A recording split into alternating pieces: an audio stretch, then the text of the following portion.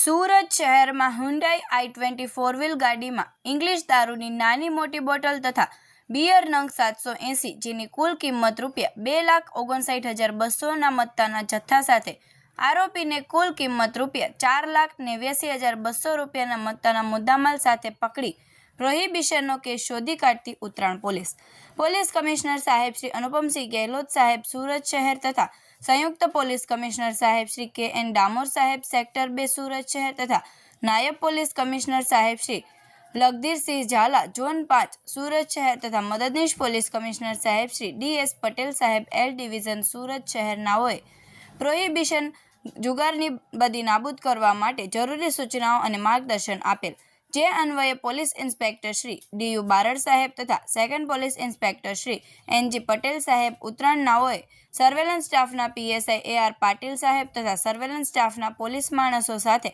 પ્રોહિબિશનના કેસો શોધી કાઢવા માટે પેટ્રોલિંગમાં હતા. તે દરમિયાન હેડ કોન્સ્ટેબલ મહેન્દ્રકુમાર અમૃતલાલ તથા પોલીસ કોન્સ્ટેબલ કાનજીભાઈ મોમાભાઈ તથા પોલીસ કોન્સ્ટેબલ હાર્દિકસિંહ ગંભીરસિંહ નાઓને તેમના અંગત અને વિશ્વાસુ બાતમીદાર મારફતે બાતમી હકીકત મળેલ કે એક લાલ કલરની હુન્ડાઈ 20 4 વ્હીલ ગાડી રજિસ્ટર નંબર GJ05RK8471માં બે ઈસમો વિદેશી દારૂની હેરાફેરી કરે છે, જે થોડી વારમાં કઠોર ગામની સીમમાં ધલુડી 4 રસ્તાથી કઠોર ગામ તરફ લાલ કલરની i20 ગાડીમાં દારૂ જથ્થા સાથે પસાર થનાર છે.